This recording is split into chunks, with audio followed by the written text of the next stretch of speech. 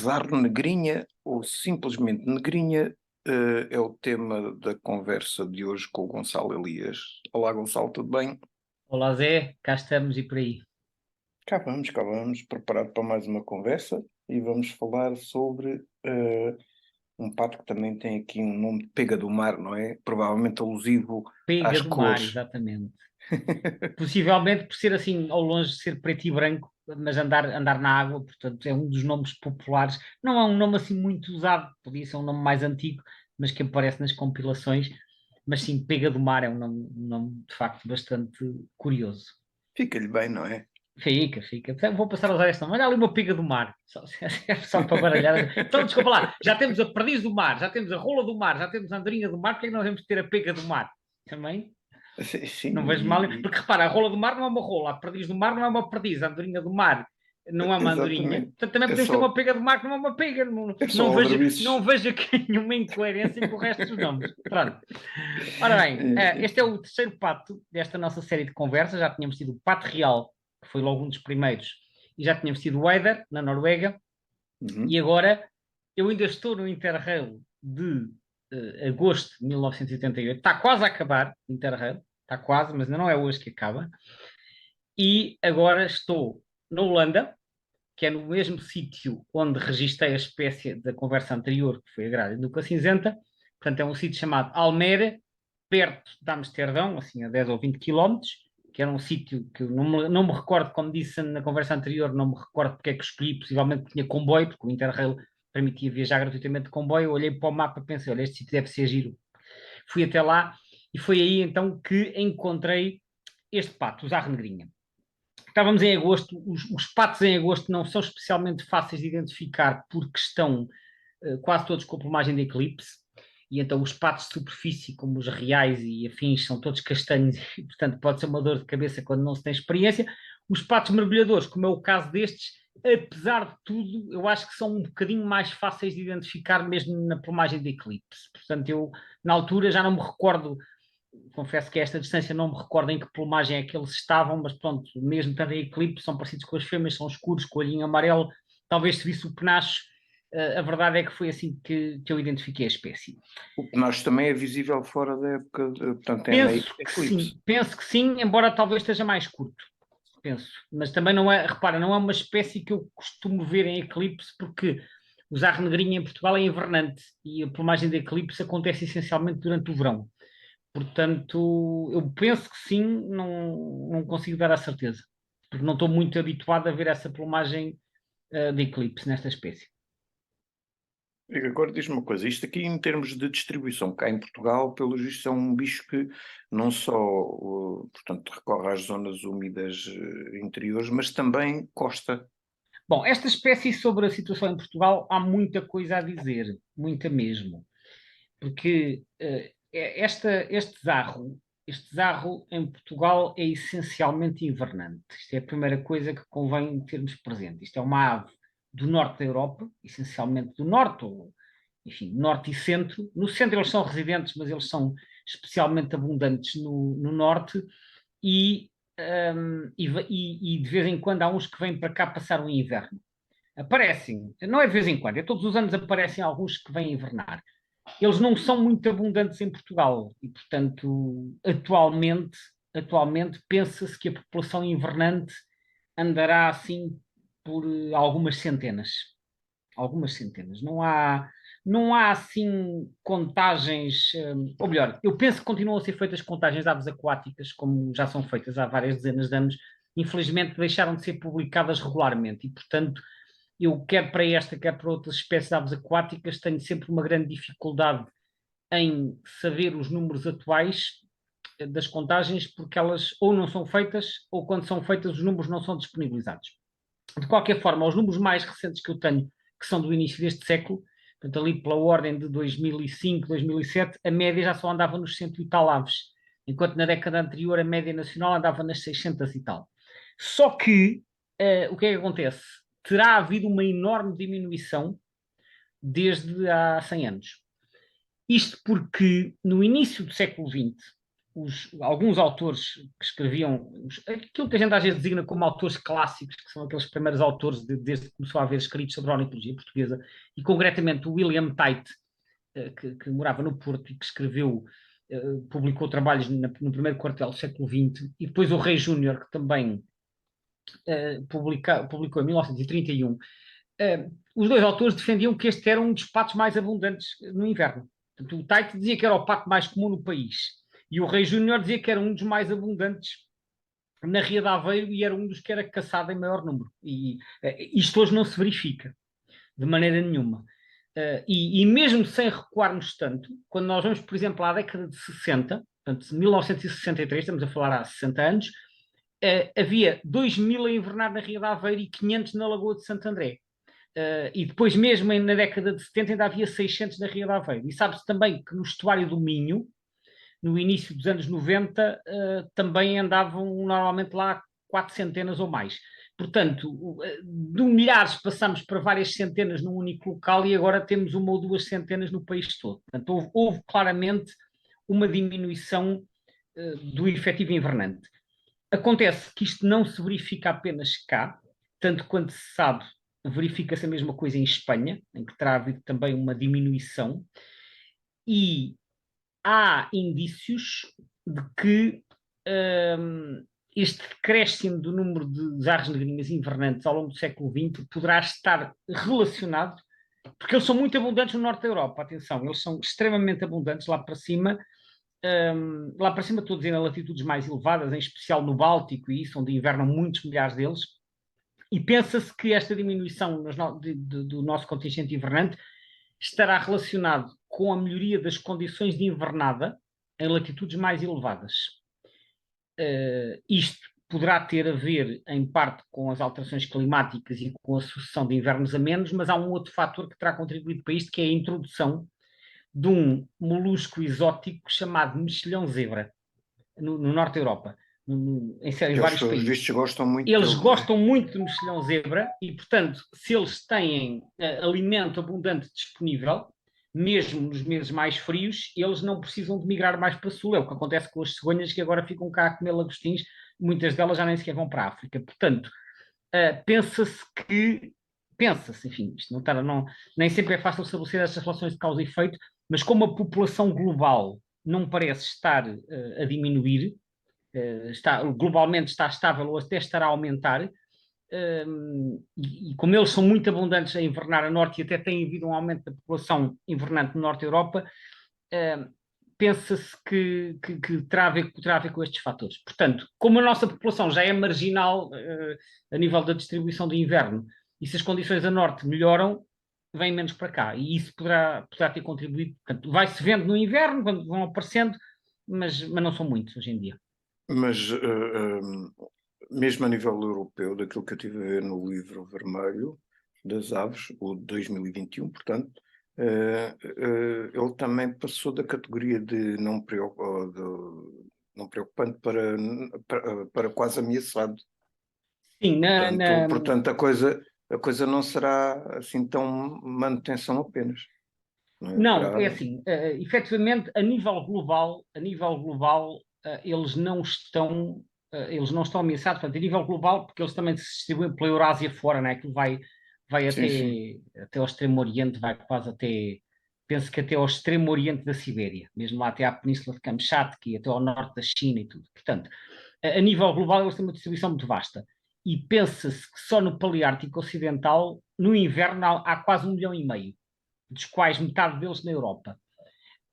A razão de ter passado, eu não fui pesquisar muito, mas o que se pensa é que poderá ter havido uma diminuição em algumas áreas, mas, enfim, que houve uma diminuição das populações invernantes em alguns sítios. Não procurei exatamente os motivos de ter diminuído de ter passado a quase ameaçado na Europa. Portanto, no livro vermelho europeu ele efetivamente passou para não ameaçado, porque estava list concern, mas, atenção, a espécie continua a não estar ameaçada. O não ameaçado, como eu acho que já disse numa conversa anterior, é um bocadinho colocar a espécie sobre vigilância, porque ele continua a ser extremamente abundante a nível europeu e a nível mundial. Se bem que a nível da Península Ibérica, de facto, ele está a levar assim uma talhada valente, não é? Bom, Mesmo como invernante, não é? Porque pois, como nidificante, acho que praticamente não há registros, a não. nível da Península Ibérica, é assim, em Portugal, em Espanha, aliás, em Espanha há registros como nidificante, muito poucos, mas há vários registros, vem descrito no Atlas Espanhol, sobretudo na metade norte da Península. Portanto, há uma pequena população, mas estamos a falar de. Nem sei se é todos os anos, e portanto, estamos a falar, se calhar, de qualquer coisa como 10 a 20 casais, não mais do que isso. E é sobretudo na metade norte, em zonas como a Galiza, ou Castela e Leão, ou o País Basco, portanto, essas zonas. Mas é um número muito reduzido. Em Portugal, o que acontece? Nos 3 atlas nidificantes que já foram feitos, houve casos de nidificação, provável, que às vezes são casais que andam por aí. Mas casos de nidificação confirmada, que eu saiba, só se conhece um, e foi no Alentejo. Foi na zona de Elvas, em 1996, em que houve um casal. Primeiro foi visto um casal e depois foi vista uma fêmea acompanhada de 8 juvenis. Isto está publicado num noticiário ornitológico. Mas atenção, em Espanha também já houve registros de nidificação, salvo erro, na zona de Cáceres, que também fica ali ao lado. Portanto, ou seja, a sul pode acontecer estes eventos acidentais. Em Espanha, no norte, há assim casos, uma população muito reduzida, mas em Espanha, eles em Espanha, os casos são tão esporádicos que eles, para a população nidificante, atribuíram aquela categoria DD, que é Data Deficient. Portanto, não há dados, há dados insuficientes. Não há dados suficientes para caracterizar o estatuto de ameaça. Em Portugal, a população invernante está como vulnerável, que é porquê? Porque a população é considerada reduzida, está entre 250 e 1000 indivíduos.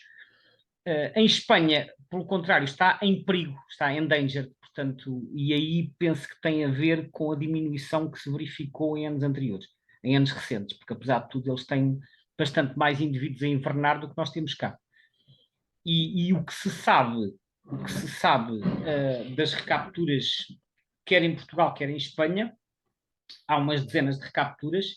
Eles vêm daquilo que seria de esperar, que é de outros países europeus de latitudes mais elevadas. Há 43 recapturas na Península Ibérica, sendo 17 de países da Europa Central, 9 das Ilhas Britânicas, 6 de França, 7 de França, 6 do norte da Europa, portanto, Escandinávia, e 4 da Islândia. Portanto, vem de vários países, e dos que foram olhados em Espanha, um foi para a Rússia, mas para a zona dos Urais. Portanto, nós recebemos cá indivíduos invernantes vindos de muito longe mesmo.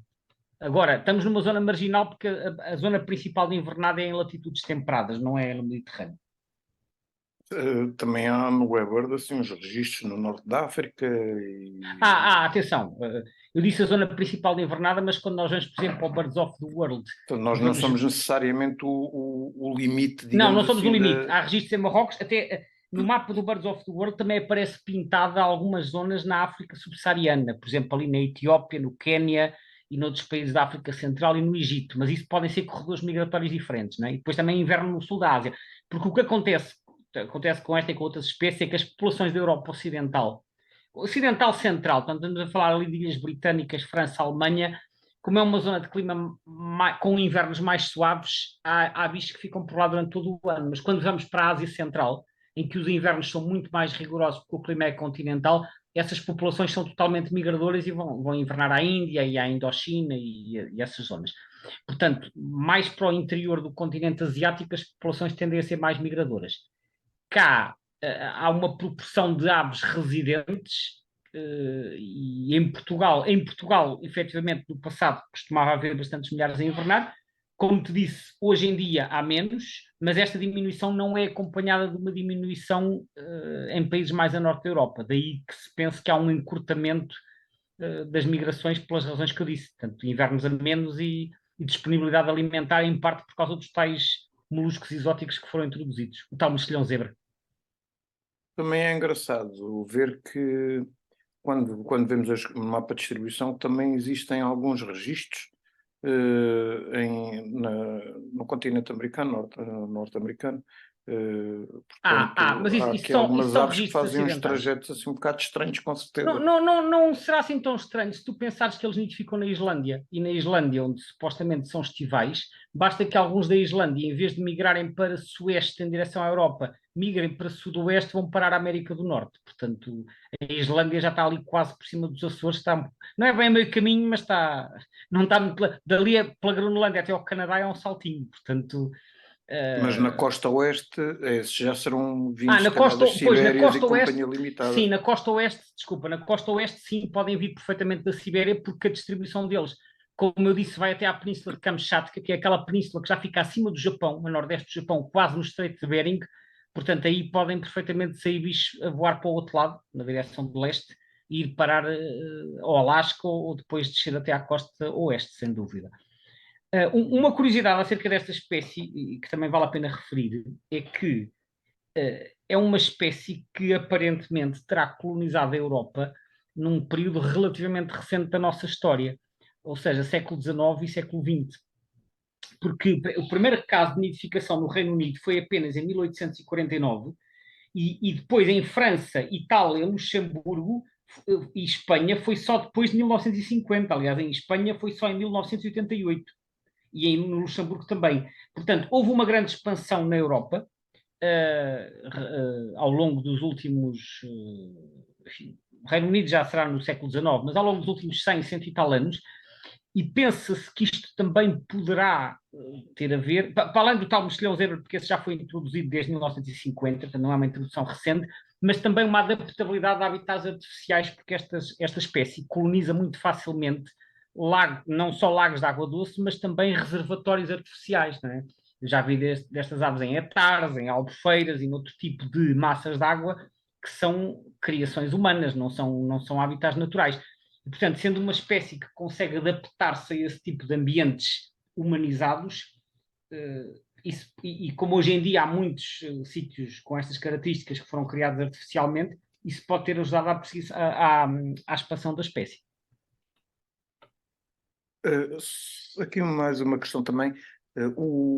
Esta espécie é uma daquelas espécies consideradas um pato mergulhador. Exatamente.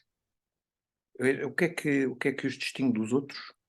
Ora bem, os outros patos que normalmente não mergulham, como o caso do pato real e da barrequinha e do trompeteiro, que são os que estão, na maioria, eles estavam todos nos genuanas, agora há os spátulas e há os marecas, mas os chamados patos de superfície, eu digo normalmente não mergulham porque pontualmente podem fazê-lo.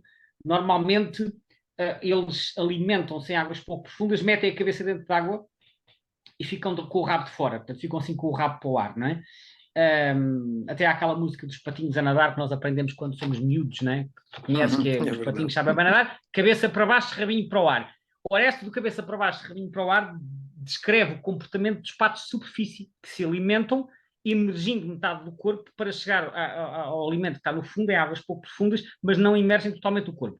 Os patos mergulhadores, pelo contrário, preferem águas mais profundas e aí mergulham completamente, portanto, submergem para ir até ao fundo para se alimentar. Portanto, são patos de aspecto talvez até um bocadinho mais compacto, né? Com uma estrutura um bocadinho diferente, mas mergulham, submergem, e o que é que eles comem? Eles comem principalmente plantas aquáticas que crescem lá no fundo, não é? E outras sementes, e também insetos aquáticos, só que o facto deles de mergulharem permite-lhes explorar setores de água diferentes do que exploram, por exemplo, os patos reais ou as marrequinhas, e, portanto, não há uma competição interespecífica porque eles estão a explorar zonas diferentes consoante a profundidade. Os patos reais andam mais perto das margens e estes andam em zonas mais centrais, mais profundas. Estes quando andam lá de baixo, navegam com as patas ou com as asas como o de cores de marinho, por exemplo? Eu penso, por acaso nunca vi vídeos destas aves debaixo de água, mas eu penso que as patas são usadas muito para propulsão, porque as patas têm aquelas membranas Sim, interdigitais sim, sim, que sim. funcionam um bocado como barbatanas. Agora, se tem o auxílio das asas ou não, olha, não te sei responder. Gostava de ver uns vídeos disso, certamente já existem. Penso que será sobretudo as patas, mas não vou dar É certezas. porque uma das coisas que eu li que achei impressionante é que Eles ainda conseguem atingir uma profundidade jeitosa, de 10 metros ou mais, e a quantidade, o ritmo a que mergulham também é descomunal, assim, tipo, onde é que eu já não me lembro, se foi na enciclopédia, uma enciclopédia de birds, dizia que eles mergulhavam, se não me engano, mais de 100 vezes por hora. Sim, quando estão a alimentar, possivelmente mergulham com bastante intensidade, sim, porque eles não conseguem respirar debaixo de água, portanto têm que vir à superfície para conseguir respirar. Sim, senhor. Olha, Gonçalo, hoje ficamos por aqui. Está prometida a segunda volta. E na segunda Tem que volta, ser, na tem segunda que volta ser. fica já aqui a promessa. Se houver segunda volta sobre esta espécie, eu hei de esclarecer essa questão deles usarem ou não as asas debaixo d'água para se movimentarem. Fica desafio. Já numa Muito das bem. últimas conversas também deixámos em um desafio. Temos é Agora, que começar a tomar nota dessas coisas para a gente não se esquecer, porque senão alguém vem nos cobrar isto. podes crer, A podes dizer, crer. epá, vocês disseram que. Não, não, não, nós dissemos para eles irem ver, eles é que têm que nos dizer como é que é. Não, não, isto era na Quem, história do quem nos chasco, isto é da ouvir, história das fêmeas, isto é da história quem das nos fêmeas do ouvir, chasco. E este aqui também. sou eu que estou a dizer que vou falar. Agora não me posso Pronto, esquecer ok. de tomar nota. Muito Na bem. segunda ronda, na segunda ronda. Ok, está Sim, combinado. senhor. Muito obrigado, Gonçalo, então, mais uma vez. Obrigado, Zé. Até à próxima. Venha à próxima.